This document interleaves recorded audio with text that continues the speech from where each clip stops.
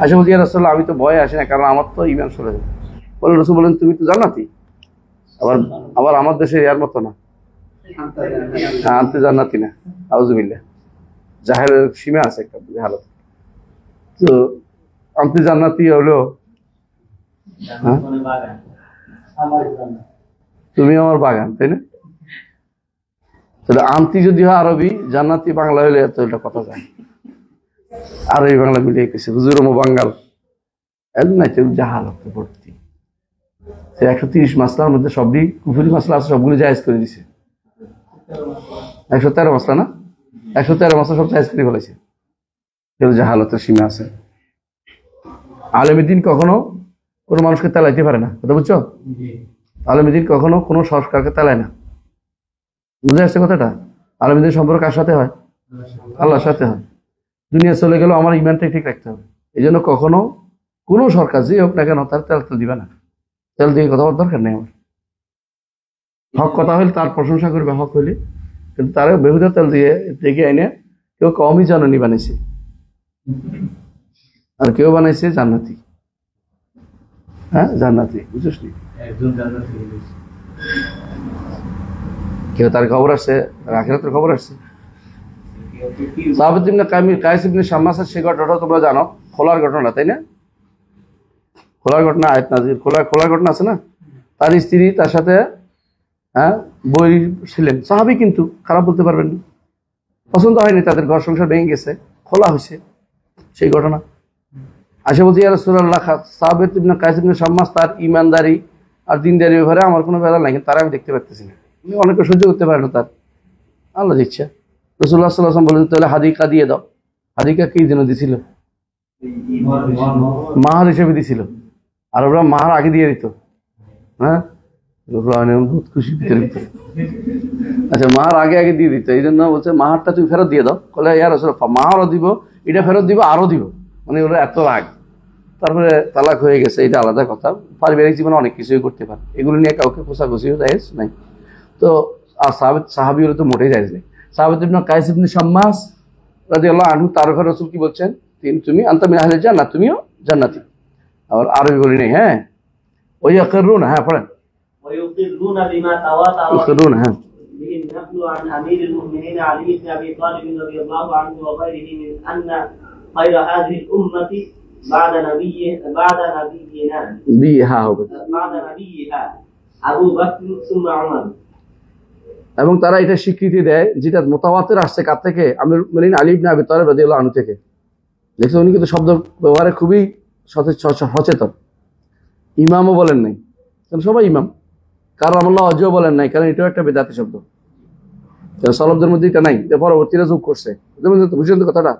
হ্যাঁ, এই জন্য আমিরুল মুমিনিন এটাই তাদের লকব। খলিফাদের লকব হচ্ছে আমিরুল মুমিনিন। একমাত্র আবু বকর হচ্ছে খলিফাতুর রাসূলিল্লাহ, আর বাকিরা হচ্ছে আমিরুল মুমিনিন। ওমর, ওসমান, আলী সাথে সবাই হচ্ছে আমিরুল মুমিনিন। মুআবিয়া রাদিয়াল্লাহু আনহু তারা কি আমিরুল মুমিনিন, আমিরুল মুমিনিন। হ্যাঁ, লকব দিছে কি? লকব দিছে কি তারা? এই কেন বলছে না খায়রা হাযিল উম্মাত বা'দা নবী? আবু বকর, ওমর কে বলছিল এটা? আসলে এটা আলী রাদিয়াল্লাহু বলছিলেন। আচ্ছা, আলী রাদিয়াল্লাহু মুখ দিয়ে এটা বের হয়েছে, আর শিয়ারা এটা মানে না। শিয়ারা এটা মানে না, অথচ এটা কার মুখ দিয়ে বের হয়েছে? আলী রাদিয়াল্লাহু। এই জন্য যখন শিয়ারা ইরাকে বিরোধিতা করতো, তখন তিনি বলতেন যে কেউ যদি কোনো এর পরে আমাকে আবু বকর ওমর উপর স্থান দেয়, তাহলে আমি কি করবো? তাকে 80 বেত্রাঘাত করবো। কারণ হচ্ছে সে তো সাহাবায়ে উম্মতের প্রথম সাহাবায়ে কেরাম, তাদেরকে সে কি করছে? ওদের উপর অপবাদ দিছে যে তারা হক নেয় নাই। অপবাদ দেওয়ার কারণে অপবাদের শাস্তি করে 80 বেত্রাঘাত। এই জন্য অপবাদ দিলে 80 বেত্রাঘাত। এর মধ্যে তিনি বলছেন যে এরপরে যদি কেউ এটা বলে তার আমি 80 বেত্রাঘাত করবো। মানে এইভাবে তিনি কঠোর ছিলেন। অর্থাৎ তাদের মধ্যে রহমা বাইনাহুম, ভালোবাসার কোনো কমতি ছিল না, ভালোবাসার কমতি ছিল না। আহসান। তাহলে আবু বকর, ওমর যেভাবে আসছে, কে বলছে? আলী বলছেন সেভাবে। ওই ইউসাল্লিসুনা, তৃতীয় বলে ওসমানকে, চতুর্থ বলে আলীকে। হ্যাঁ, কামা দাল্লাত আলাইহিল আসার ওয়া কামা আজমাআতিস সাহাবাতু আলা তাকদীমি উসমান ফিল বাইআতি। তাহলে বোঝা গেল সাহাবায়ে কেরাম থেকে বর্ণিত আছে, সাহাবায়ে কেরাম থেকে এইভাবে বর্ণিত আছে। কেমন? আবু বকর, ওমর, রাসূলুল্লাহ সাল্লাল্লাহু আলাইহি ওয়াসাল্লাম বহু হাদিসে বলছেন দাখালতু আনা আবু বকর ওমর, খারাজতু আনা আবু বকর ওমর, এভাবে বহুত আছে। এমনকি রাসূলুল্লাহ সাল্লাল্লাহু আলাইহি ওয়াসাল্লাম যেখানে আবু বকর ওমর সবাই জানতো এটা। এমনকি আনাস ইবনে মালিক রাদিয়াল্লাহু আনহু বলেন যে আমরা রাসূলের যুগে বলতাম আবু বকর ওমর ওসমান, আসারের কারণে, বুঝছেন তো? যে ও আলী এদের বাদ ইত্তিফাকিম তাকদিম আবু বকর ওমর আইয়ুমা আফদাল, এখানে ফাকাদ্দামা কওমুন ওসমান, তাই না? আবু বকর ওমরকে আগে দিয়ে ওসমান এবং আলী নিয়ে তাদের মধ্যে কি আছে একটু মতভেদ ছিল। মতভেদটা কি? ফাকাদ্দামা কওমুন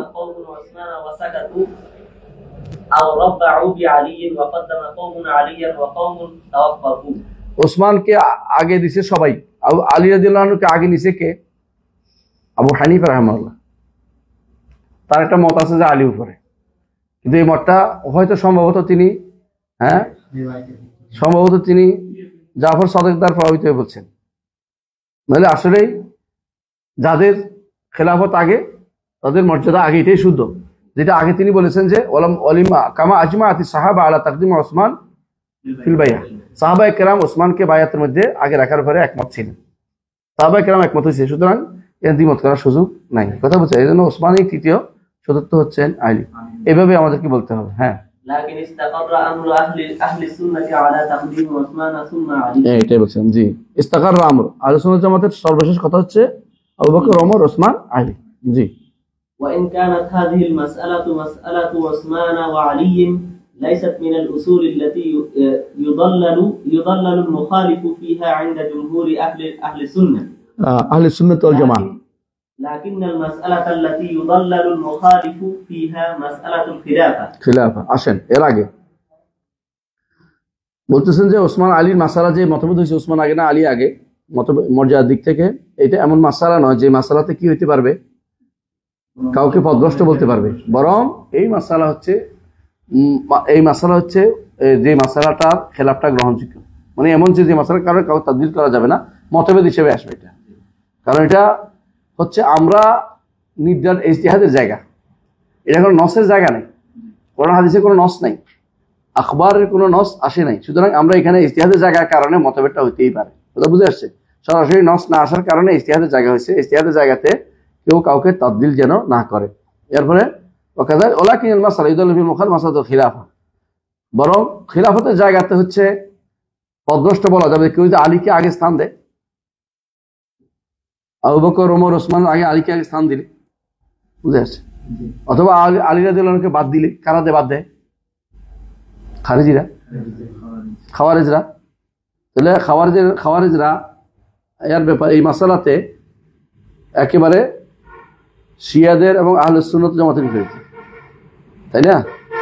আর শিয়ারা এই মাসালাতে আহলে সুন্নাত জামাতের বিপরীতে। পার্থক্য বুঝছেন তো? ওখানে একটা বেশ পার্থক্য। খাওয়ারিজরা আলী এবং ওসমান কাউকে মানে না, আলী এবং ওসমান কাউকে মানে না। আর শিয়ারা ওসমান এবং ওমর আবু বকরকে মানে না। খারিজিরা আবু বকর ওমরকে মানে, কিন্তু এই দুজনকে মানে না। তাহলে বোঝা গেল যে শিয়ারা তো অনেক কিছুই মানে, এটা আসবে সামনে। কিন্তু খেলাফতের মাসলা, খেলাফতের ক্ষেত্রে মাসলাতুল খেলাফতে তার মুদাল্লাল ওই পথভ্রষ্ট হবে যারা এই সিরিয়ালটাকে কি করে মানবে না, মেনটেন করবে না। হ্যাঁ, এরপর পড়েন। হ্যাঁ, وكذلك يؤمنون بأن الخليفة بعد رسول الله صلى الله عليه وسلم أبو بكر ثم عمر ثم عثمان ثم علي رضي الله عنهم أجمعين। তারা ঈমান রাখে। আগেরটা কি বলছে তাহলে? মর্যাদার দিক থেকে। আর এখন কি বলছে? খেলাফত দিক থেকে। তারা খেলাফতের ক্ষেত্রে ঈমান রাখে যে প্রথম হচ্ছে আবু বকর, তারপর ওমর, তারপর ওসমান, তারপরে আলী। এটা হচ্ছে রাদিয়াল্লাহু আনহু আজমাইন। হ্যাঁ, ওমান তাআনা ফি খিলাফাতি আহাদিন মিন হাউলাইল আইম্মাতি ফাহুয়া আদাল্লু মিন হিমারি আহলি।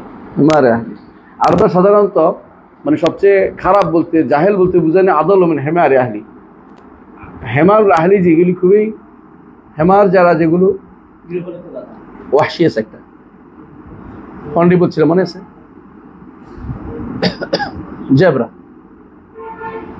জেব্রা হচ্ছে হেমার ওয়াহশি। জেব্রা তো সুন্দর, ময়লা খায় না, ময়লার কাছে যায় না, ময়লা গায়ে লাগায় না, কিন্তু যেটা চালাক চতুর আছে। কিন্তু যেটা গাধা আছে না, এটা একবার যদি তুই উল্টা পাল্টা করতে উল্টে থাকবে গাধা। বুঝছো?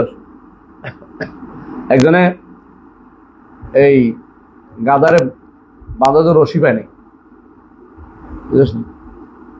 তো গাদারে না ভাই বলছে কি করবো, গাদা চলে গেলে একদম বলছে তুই একটা কাজ কর, রশির মতো করে দেখা যে বাঁধতেছিস, তুই পরের দিন এসে পাবি। পরের দিন এসে টিকিটটা রয়ে গেছে। তারপরে তারা খাবার দেয়, যায় না, পিঠায় যায় না, কারণ সে মনে করছে বাঁধা রয়েছে। এরপর তো বলছে তুই কেমন যায় না কাকা, তুই দেখ রশিটা খুলে হাঁটা ধর, দেখবি যে রশির মধ্যে এমন তার হায়, তুই আবার দেখবি যে এবারে রশির মতো খুলে হাঁটা ধরছে, আবার যাচ্ছে। আতর হেমারে আলী উচ্চস্ত, এটা বোঝানোর জন্য গাদা পরিবারে গাদা কত গাদা হয় এটা বুঝাচ্ছে যে একজন মানুষের গাদা যেটা এটা খুবই নিকৃষ্ট, তার বুঝ কিছু থাকে না। ও যেই ব্যক্তি এদের কারো খেলাফতের ব্যাপারে কথা বলবে, এই ইমামদের চার ইমামের ব্যাপারে, এই চার খলিফার ব্যাপারে, সে হচ্ছে এত মারাত্মক দরজা পথভ্রষ্ট, এলো গাদা, এটা বলছে। বুঝছো তো কথাটা? এই ধরে দিচ্ছি আদাল্লু মিন হেমারে আহলি। কেন এই শব্দটা বললো? তাকফির করে নাই কেন? তাকফিরের মাসালা না, এটা তাফদিলের মাসালা, পথভ্রষ্ট যাওয়ার মাসালা, কাফের হওয়ার মাসালা না। এই জন্য উনি তাফদিল বলছে, তাফদিল করে আরো তাফদিল মারাত্মক করার জন্য আদাল্লু বলছে। এটা কিন্তু মাথায় রাখতে হবে। জি হাঁটবো না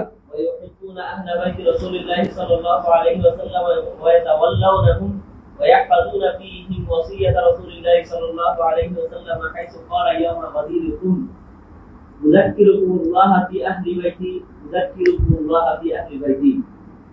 এটা খুবই গুরুত্বপূর্ণ একটা জায়গা, যে জায়গাতে শিয়ারা সবচেয়ে বেশি পথভ্রষ্ট হয়েছে। শিয়ারা গাজী রকমের ঈদ পালন করে।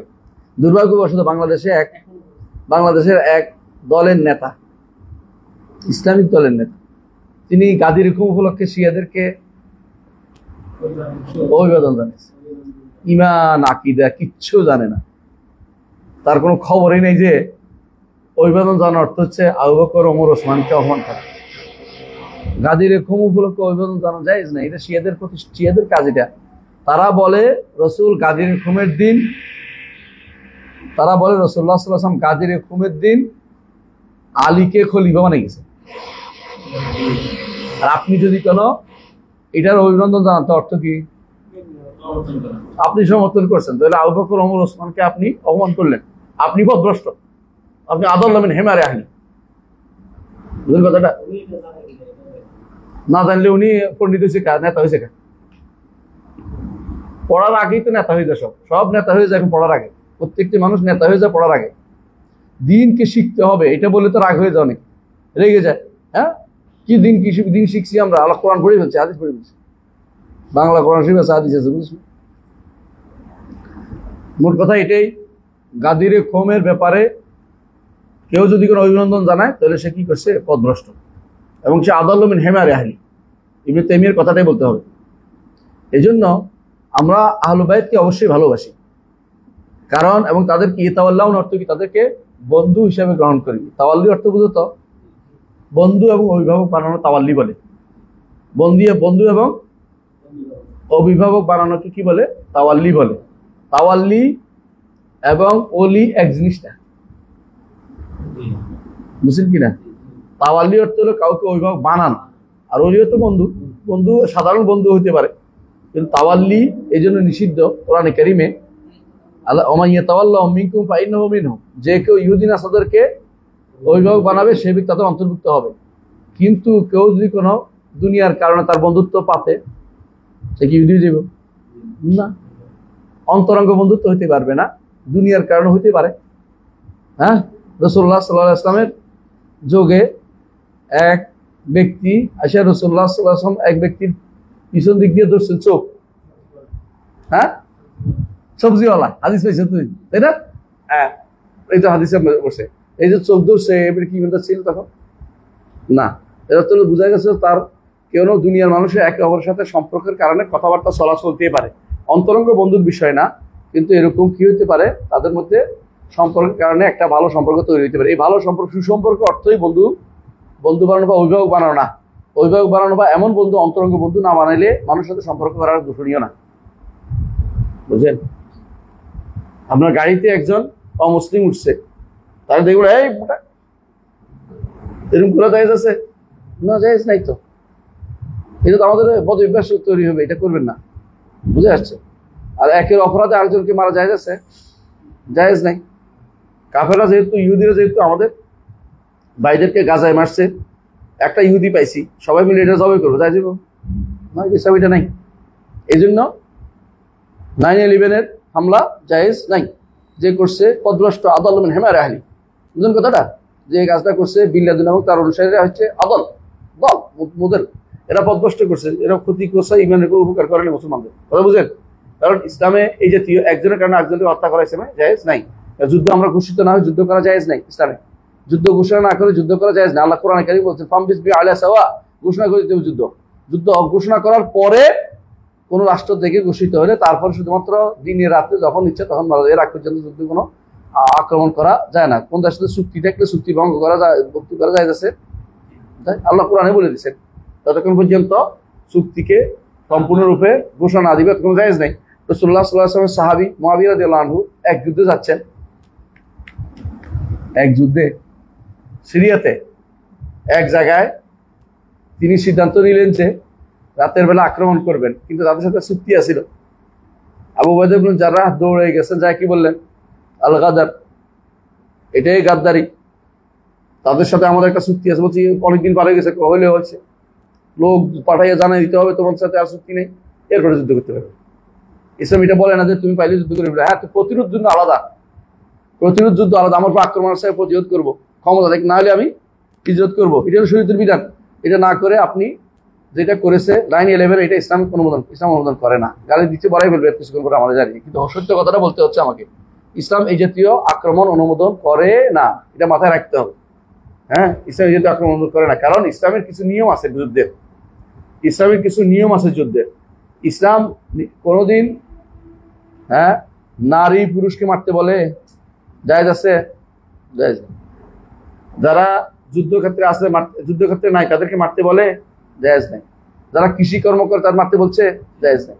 যারা এর ভিতরে সাওমার ভিতরে আছে তাদের এই কি বলে এটাকে ইবাদতখানার ভিতরে আছে তাদের মারতে জায়েজ বলে? জায়েজ নাই। তো আপনি যেগুলি মারছেন এগুলি কারা? আপনি যে মরছেন, আত্মহত্যা করছেন, এই দায় কে নিবে? হ্যাঁ, বুঝে আসছেন কিনা? কে জানি একটা আছে না, তামিম আদনানি। হ্যাঁ, তমিম আদনানি নামে এক ব্যক্তি ওখানে মারা গেছিল। ওইটা ছদ্ম নামে এখন তমিম আদনানি বের করছে, বুঝছেন? ওইটা স্মরণ করিয়ে দেওয়ার জন্য যে এরা একটা বড় কাম করছে। এগুলো সবগুলি পথভ্রষ্ট এবং এগুলো হচ্ছে উম্মতের জন্য ফেতনা তৈরি করে। এগুলো দিনও বোঝে না, শরীরও বোঝে না, এগুলো হচ্ছে যা মনে চায় তা করে, এরপরে বলে যে জিহাদ করতেছে। জিহাদ নামে না, বন্ডামি করতেছে। কিসের জিহাদ? এটা জিহাদ কি তুমি আমি চাইলে হইলো? তাওয়াল্লি, বুঝছেন? আমরা আহলে বাইতের সাথে কি করি? তাওয়াল্লি করি। অর্থ কি? তাদেরকে আমরা বন্ধু বানাই, তাদেরকে আমরা অভিভাবক বানাই। তাদের মধ্যে যারা ইমানদার, ভালো আলেম, তাদেরকে আমরা আলেম হিসেবে মাথা শ্রদ্ধা করে রাখি। যারা সাধারণ মানুষ তাদেরকে আমরা সম্মান করি। তাদের মধ্যে যারা গুনাহগার তাদেরকে ঘৃণা করতে পারবো না? ঘৃণা করতে পারবো। কথা বুঝছেন কিনা? তাদেরকে ভালো ব্যবহার করে ইমানের দিকে আনতে পারবো। তাদের মধ্যে যারা যদি ইমান বিরোধী কাজ করে তাদের ঘৃণা করতে পারবো। কথা বুঝছেন কিনা? কিন্তু তাদেরকে সবার উপরে স্থানিত ইমান থাকলে তাদেরকে মর্যাদা অনেক বেশি, তাদের মর্যাদা অনেক বেশি। হ্যাঁ, ওই আহফাজুনা ফি ওসিয়্যাত রাসূলুল্লাহ সাল্লাল্লাহু আলাইহি ওয়াসাল্লাম হাইসু ক্বালা ইয়াউমা গাদিরিকুম। ইয়াউমা গাদিরিকুম কত তারিখ ছিল জানেন? এই সামনে আসতেছে 18 জিলহজ। 18 জিলহজ কেন? জিলহজ থেকে প্রত্যাহার পরে রাসূলুল্লাহ সাল্লাল্লাহু আলাইহি ওয়াসাল্লাম গাদিরিকুম একটা এলাকার নাম ছিল, সেখানে তিনি অবস্থান করেছেন। কেন ঘটনাটা কি করছে বুঝতে পারবেন কিনা? ঘটনাটা কি করছে, কেন রাসূলটা বলেছেন, এটা জানলে অর্ধেক সমস্যার সমাধান হবে। রাসূলুল্লাহ সাল্লাল্লাহু আলাইহি ওয়াসাল্লাম আলী রাদিয়াল্লাহু আনহুকে পাঠিয়েছিলেন ইয়ামানে, বুঝে আসছে? তো ইয়ামান থেকে তার নামে বদনামি করে অনেকে আসছে, অথচ আলী রাদিয়াল্লাহু আনহু কোনো বদনামের জায়গা না। বদনাম মানুষও প্রত্যেকের, ভালো মানুষও বদনামি করে দেখবেন, সুযোগ পাইলে রসাইয়া গল্প করে। হ্যাঁ, তখন তারা বলতে আরম্ভ করলো, আলী বলে যে আমি যাবো না, কেন আমার নামে সব বদনামি চলো, এটা মিথ্যা কথা বলে। বলে যে তিনি এটা করছে, এটা করছে। হ্যাঁ, আসলে তাহলে মুক্ত, তিনি সেখানে মানে বিভিন্ন রকম আজেবাজে কথা বলছে। তিনি রাগ করে যাবেন না। রাসূলুল্লাহ সাল্লাল্লাহু আলাইহি ওয়াসাল্লাম তখন বুঝাইলেন আপনাকে যেতেই হবে, কারণ যেখানে বদনামি করছো তুমি যেখানে হকটা বলে আসতে হবে। তখন তিনি তাকে, রাসূলুল্লাহ সাল্লাল্লাহু আলাইহি ওয়াসাল্লাম তাকে আবার পাঠিয়েছেন। তো পাঠানোর সময় যখন তাকে সান্ত্বনা দেওয়ার জন্য তিনি বলেছেন, তুমি কি চাও না যে তুমি আমার মুসা যেমন হারুনকে তার জায়গায় স্থান রাখছেন, তুমি আমার জায়গায় কাজটা করবে, ইয়ামেনে যাবে আমার জায়গায় আমার প্রতিনিধি হয়ে। এটা হচ্ছে মূল ঘটনা। আনতা মিন্নি ওয়া মিন জালাতি হারুন মিন মুসা। এইটা পাইছে, এই তো এটা দিয়ে বুঝাচ্ছে, এটাতে কি বুঝাইছে? খলিফা বানাই গেছে, খলিফা বানাই গেছে। এখানে আরেকটা প্রশ্ন করে, খলিফা কেমনে বানাইলো? খলিফা কেমনে বানাইলো? অথচ সবাই জানেন যে হারুন মুসা আগে মারা গেছেন, তাহলে তো কারবার তো শেষ, তাই না? দলিল মোটে হচ্ছে না। এটা যদি হয় তাহলে হারুন তো মুসার আগে মারা গেছে, হারুন তো খলিফাই ছিলেন না। হারুন আলাইহিস সালাম তিনি খলিফা ছিলেন কিছুদিনের জন্য, যখন দায়িত্ব দিয়ে পাঠাইছেন এই দায়িত্ব পালন করো, সেই দায়িত্ব দিয়ে আমার জায়গায় তোমাকে আমি পাঠাচ্ছি, ঠিক আছে তুমি করো, এটা হলো বড় কথা। এটা এত বড় তুলে দেওয়ার জায়গা নয়। হ্যাঁ, কি বলতেছিলেন? স্যার ওই যে প্রশ্ন এখানে এই গাজীপুর থেকে প্রশ্ন করে যে শিক্ষা থেকে ওরা ধরে দেয় যে আল্লাহ রাসূল সাল্লাল্লাহু আলাইহি ওয়াসাল্লাম বলেন দুইটা বিষয় আঁকড়ে ধরে প্রশ্ন। এটা আমি আলোচনা করবো, 1 মিনিট অপেক্ষা করো, 1 মিনিট অপেক্ষা করো। রাসূলুল্লাহ সাল্লাল্লাহু আলাইহি ওয়াসাল্লাম বলছেন উযাক্কিরুকুমুল্লাহ, কি বলছেন? উযাক্কিরুকুম ফি আহলি বাইতি, উযাক্কিরুকুমুল্লাহ ফি আহলি বাইতি, দুইবার বলছেন এই কথাটা, আমার পরিবার তোমাদেরকে আল্লাহকে স্মরণ করে দিচ্ছি। এখানে ওরা যেটা বলছেন, উনি যেটা বলছেন আপনাকে মনে করাই দিচ্ছি। এখানে একটা জিনিস ভুল হচ্ছে, সেটা কি মনে রাখবেন? একটা হাদিস আছে, রাসূলুল্লাহ সাল্লাল্লাহু আলাইহি ওয়াসাল্লাম বলেছেন ইন্নী তারাকুম ফিকুম মুস্তাকালাইন, এটা হাদিস সাকালাইন বলে খুব বিখ্যাত। আমি তোমাদের জন্য দুটা ভারী জিনিস রেখে যাচ্ছি, বুঝে আসছে? এর হচ্ছে কিতাবুল্লাহ, প্রথম কি ভারী জিনিস হচ্ছে কিতাবুল্লাহ, কিতাবুল্লাহ। তার বলছেন কিতাবুল্লাহ, কি বলছেন? তামাসসুক বলতে বলছেন, তামাসসুক অর্থাৎ এটাকে আঁকড়ে ধরতে বলছেন। হ্যাঁ, কিতাবুল্লাহকে তামাসসুক বলতে বলছেন, আর বলছেন যে ব্যক্তিরা আঁকড়ে ধরবে সে পথভ্রষ্ট হবে না। এরপর বলেছেন ওয়া আহলে বাইতি হুম আতরাতি, আহলে বাইত তারা আমার সাহায্যকারী, আমার সবসময় সাহায্য করেছে। আহলে বাইত বলতে এই জন্য কাদেরকে বোঝায়? পরিবার এবং বনি আব্দুল মুত্তালিব এবং বনি হাশিম, যে উভয়। কেন উভয়? কেন উভয় জাহিলি এবং ইসলাম কোন যুগে তারা রসুলকে ছেড়ে যান নাই, এটার কথা বলছে। কিন্তু এখানে আঁকড়ে ধরার কথা আসে নাই, এই ভুলটা ওরা করে থাকে। আঁকড়ে ধরার কথা যে সমস্ত বর্ণনা সবগুলো দুর্বল, দুইটাকে আঁকড়ে ধরার কথা আসে নাই। আঁকড়ে তো বলছে, প্রথমটা বলছে কি বলছে? কিতাবুল্লাহ, সেটাকে আঁকড়ে ধরতে বলছে। এরপর ও আহলে বাইতি হুম আতরাতি, আর দ্বিতীয় যে সাকালাইন ভারী জিনিস হচ্ছে আমার পরিবার, এদেরকে আঁকড়ে ধরতে বলে নাই, বুঝছেন? এরা কি করে? আমাদের সুন্নিদের হাদিস, এটা ইমাম মালিক আনছে। হ্যাঁ, কি বলছে? আলাইকুম কি, হ্যাঁ হ্যাঁ, কি বলছে? কিতাবুল্লাহ সুন্নতে রাসূল হাদিসে আছে না, এটাকে তারা এইটার বিপরীতে ওটা দাঁড় করায়। কোনটা? যে রাসূল তো আহলে বাইত কি বলছে, তোমাদের এটা শুদ্ধ না, তোমাদের এটা এই না সেই না, কত রকমের কথা বলে। অথচ আমাদেরটাই শুদ্ধ, ওদেরটা ভুল বুঝছে, ভুল ইচ্ছা করে ব্যাখ্যা করছে। যে সমস্ত বর্ণনায় আসছে যে তোমাদের জন্য তারাকুম ফিকুম আমরাইন, হ্যাঁ তারাকুম আমরাইন লান তাদুল্লু মিন বাদি কিতাবাল্লাহ আতরাতি, এমন কোনো হাদিস নাই, সহিহ হাদিস নাই। সহিহ হাদিস হচ্ছে ইন্নী তারাকুম ফি, আমি তোমাদের মধ্যে ছেড়ে যাচ্ছি সাকালাইন, সাকালাইনের কথা আসছে। সাকালাইনের মধ্যে দুইটা সাকাল ভারী জিনিস বলছে, একটা হচ্ছে আল্লাহর কিতাব, এরপর বলছে এটাকে আঁকড়ে ধরতে বলছে। আর আহলে বাইতের ব্যাপারে উযাক্কিরুকুমুল্লাহ ফি আহলি বাইতি, আমার পরিবারকে তোমার আল্লাহকে আল্লাহর প্রসাদ দিচ্ছে, যাতে করে আমার পরিবার আক্রমণ না করে বা খারাপ ব্যবহার না করে তাদের সাথে, রাসূলের পরিবারের সাথে। তাহলে বোঝা গেল যে এখানে ভুল সমস্যাটা কোন জায়গায় হয়েছে? কোন জায়গায়? ওটা তামাসসুকের ভিতরে নিয়ে আসছে, আহলে বাইতের তামাসসুকের ভিতরে নিয়ে আসছে, এটা বুঝে আসছে ভুলটা এখানে। এবং আহলে বাইত তামাসসুক কোনো হাদিস সহিহ নেই, আমি পরীক্ষা করে দেখছি একটা একটা করে, একটা হাদিস সহিহ নেই। যেটা সহিহ আসছে এটাতে হ্যাঁ হাদিস এটা আসছে, কিন্তু হাদিসে আসছে কিতাবুল্লাহর ব্যাপারে বলছে আলাদা করে। এরপরে বলছে আহলে বাইতি হুম আতরাতি, সাকালাইনের দ্বিতীয় হচ্ছে কি আহলে বাইত ভারী জিনিস, যেটা তাদের ব্যাপারে রাসূলুল্লাহ সাল্লাল্লাহু আলাইহি ওয়াসাল্লাম কষ্ট পাবেন, এটা বলছে। আহলে বাইতকে আঁকড়ে ধরতে বলা হয় নাই। এবারে একটা সুন্দর বই আছে আমাদের, অবশেষে সত্যের সন্ধান পেলাম, বইয়ের মধ্যে ভালো করে পড়ে নি, ঠিক আছে? ইনশাআল্লাহ পাবেন এর সমাধানটা। বড় বই আছে, বেশ বড়, শিয়াদের সমস্ত প্রায় প্রশ্ন উত্তর এখানে আছে। তাহলে এটা ঠিক আছে, বুঝে আসছে? সুন্নাহ আঁকড়ে ধরবেন না, কোরআন আঁকড়ে ধরেন কেমনি?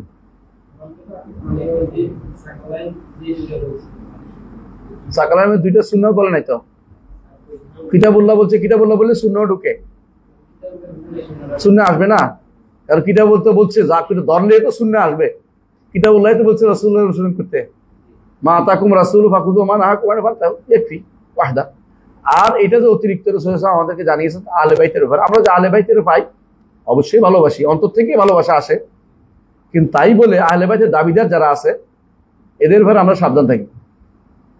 আহলে বাইতের দাবিদাররা মৃত্যুর দাবিদার, জীবনে আরবি বলতে পারে না, কোনোদিন আরব বাইত কেমন হয়েছিল, কেমনে আইলো, হঠাৎ করে দাবি করে বলছে আমাদের এলাকায় একজন আছে, ওর বাবার নাম ছিল সৈয়দ আলী, ছেলেরা এখন সব সৈয়দ লিখে ফেলে। আমাদের ইংরেজদের সময়কার দেওয়া সৈয়দ বংশ, মানে আমাদের অঞ্চলে যে সৈয়দ বংশ বলে ইংরেজদের, মানে এটা তো এই যে না ইংরেজ দিকে সৈয়দ দেন, ইংরেজ চৌধুরী না দেয়, সৈয়দও দিছে মজুমদার চৌধুরী, এরা ইংরেজ। ওদের দেওয়া বংশই তো এগুলো। মজুমদার অবশ্য ইংরেজের দেয়া না, মজুমদার ইংরেজ দেয়া না, বদনামি দিয়ে অন্যদের। মজুমদার হচ্ছে ইয়াদের দেয়া, সুলতানি আমলের দেয়া। তুই আমি মিথ্যা কথা করতেছি না, সত্যি বলছি। ইয়াতে লেখা আছে যে বাংলা একাডেমির, আমি লিখে দিই বাংলা একাডেমিতে লেখা আছে, বাংলা একাডেমি আছে না, না বাংলা মিডিয়াম, বাংলা একাডেমির ইয়া ডিকশনারির মধ্যে লেখা আছে মজুমদার শব্দের দেখে সুলতানি আমলের রাজস্ব কর্মকর্তা, খাজনা করতে আর কি, মানুষের ফিরিয়ে বেড়া খাজনা করতে খারাপ যাক আলাকুল হাল। তবে ওই যে যেটা বলছিলাম, চৌধুরী দিত এরা, চৌধুরী, রায় বাহাদুর, খান বাহাদুর, এগুলো দিত ইংরেজরা। হ্যাঁ, তালুকদার আগেও ছিল, তালুকদার আগেও ছিল, ইংরেজদের আগেও ছিল, তারপর ইংরেজরাও কেউ কেউ দিত। তবে যেটা বলছিস তুই সৈয়দ কি ইংরেজরা দিত আমি জানি না। এমনিতে আমাদের অঞ্চলে যে বংশগত নামগুলো আছে, এই মানে এগুলো তো অধিকাংশ ইংরেজদের থেকে আসে, পাটোয়ারি, তারপরে হ্যাঁ এটা সৈয়দ বংশ তো ওই মানে পাটোয়ারি কি ইংরেজরা দিচ্ছে? ওই সময় বংশ না, আশপাশে সবই তো দেখছি এরকম। ইংরেজরা বেশি দিত কি জানিস? সবচেয়ে বেশি চৌধুরী, মিয়া, রায় বাহাদুর, লাট বাহাদুর, কি বলে আরেকটা কি আছে, খান বাহাদুর, এগুলো দিত। ওগুলি আগে যেগুলি বলছিস এগুলি কিন্তু ইংরেজদের না, এগুলো আগেও ছিল, কারণ ওই বিভিন্ন অঞ্চল ভিত্তিক 3 গ্রাম হইলে দিত মজুমদার, 10 গ্রাম হইলে দিত তালুকদার, ওই ভূমি দিলে তাহলে দিত ভুঁইয়া, তালুকদার শুধু ভূমি দিয়ে দিছে ভুঁইয়া, বুঝিস। আর যেটা পাটোয়ারি দিত কর্মকর্তা দিত চাকরি, পাটোয়ারি দিত দায়িত্বপ্রাপ্ত, মানে ইয়ে আর কি, সরকারি চাকরি দিত। তুই এটা লাগাই দিস না। হাওলাদার দিত, হাওলাদার আছে, তারপরে এরকম আগের চাকরিদার। দার যেগুলি ফার্সি এগুলি এরা দেন, ইংরেজরা দেয় না, ফার্সিগুলি ইংরেজরা দেন। মজুমদার, তালুকদার, হাওলাদার, দফাদার, এগুলি ফার্সি আগে ধারাবাহিকতা চলে আসছে আর কি। ইংরেজ আমলেও ছিল এটি, কিন্তু ইংরেজরা দিত বেশিরভাগ চৌধুরী। তো আমাদের কেউ চৌধুরী বললো কি ইংরেজের চৌধুরী না আগের চৌধুরী? আমাদের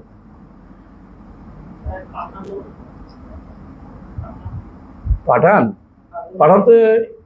তো এটা হলো পাখতুন, এদের মূল শব্দ হচ্ছে পাখতুনি, বাঙালিটা পাঠানি বানাই হচ্ছে, বুঝলি? পাঠানটা হচ্ছে আর্য, পাঠানরা আসতো ওই আফগানি, বর্তমানে যারা ক্ষমতায়, এরা পাঠান, পাখতুন বলে এদেরকে।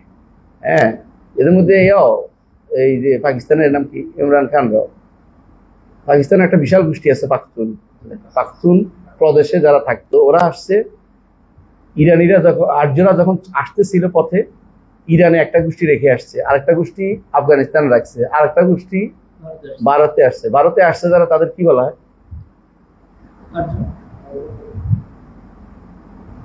আর্য বলে, কিন্তু এদের কি নাম আছে তো, কিরে বলছ না? ভারতে যারা আছে ওদেরকে এরা এখন বলে, যারা বই চর্চা করে, কিতাব চর্চা করে, ব্রাহ্মণ, ঠাকুর, ব্রাহ্মণ এবং ঠাকুর এদের বলে। রাজপুত্রও তাই। আর বাকি যারা বৈশ্য, যারা এরা হলো এলাকার কৃষিজীবী লোক, আর শূদ্র যারা এই এলাকার লোক, তারা হলো কর্মজীবী লোক। এই জন্য 2-4 ভাগ ওরা ভিতরে তাদের দলে ঢুকাইছে কাজ করার জন্য, জায়গা দখল করার পর তোরাও আমাদের সাথে। আর এর নিচে যারা আছে ওদের কোন দলে ঢুকে না, অস্পৃশ্য নাম দিচ্ছে, যারা ঢুকতে পারবে না, কাছে কিনে আসতে পারবে না, দলে আসলে দিয়ে ফেলছে। মুসলমানরা এই জন্য তারা মুসলমানদেরকে ম্লেচ্ছ বলে, অস্পৃশ্য বলে, তারা তো কোনো দলের না, ম্লেচ্ছ। নাউযুবিল্লাহ। আচ্ছা, কোথায় গেলাম? ওদিকে যাচ্ছি না। এখন আসেন, তাহলে কি বোঝা গেল? সৈয়দ নামে যদি যত নামই হোক না কেন, আগে জানতে হবে সৈয়দ আসলে সৈয়দ কিনা। সৈয়দ যদি কোনো খারাপ হয়, তাহলে মান বাত্তা বিহি আমালুহু লাম ইউসরা বিহি নাসাবুহু, এটা মাথা রাখতে হবে। মান বাত্তা বিহি আমালুহু লাম ইউসরা বিহি নাসাবুহু, যার আমল তাকে দূরে সরিয়ে দিবে, নসব তাকে দূরে সরিয়ে দিবে না, বুঝলে, নসব কাছে টানবে না, বুঝে আছে, তাই আগায় দিবে না। হ্যাঁ, তাহলে ওয়াকাদ ক্বালা আইদান قال أيضا للعباس عمه وقد شكا إليه أن بعض قريش يدعو بني هاشم فقال والذي نفسي بيده لا يؤمنون حتى يحبوكم لله ولقرابتي বলে করাবাতি। রাসূলুল্লাহ সাল্লাল্লাহু আলাইহি ওয়াসাল্লাম আব্বাসকেও বলছেন তার চাচাকে, চাচা যদি বংশ হিসাব হতো তাহলে চাচা আসে না, কথা বুঝেন কিনা, বোঝা গেল যে পরিবারকে বুঝাচ্ছে, পুরো বংশকে, পুরা বনি হাশিম এবং বনি মুত্তালিবকে বুঝাচ্ছে। এজন্য রাসূলুল্লাহ সাল্লাল্লাহু আলাইহি ওয়াসাল্লাম বলেছেন যে আব্বাসকে যখন তাকে কেউ কোনো কুরাইশ তার সাথে খারাপ ব্যবহার করছে, বনি হাশিমের খারাপ ব্যবহার করছে, বনি হাশিমের সাথে খারাপ ব্যবহার করছে, তখন তিনি বলছেন যে আল্লাহর শপথ করে যার হাতে আমার প্রাণ, যে তাদের কেউ ইমানদার হতে পারে তখন পর্যন্ত তোমাদেরকে ভালো না বাসবে আমার জন্য এবং আমার কিসের জন্য, আমার সাথে সম্পৃক্ততার কারণে, আমার কারিব হওয়ার কারণে, আমার আত্মীয় হওয়ার কারণে, নিকট আত্মীয় হওয়ার কারণে।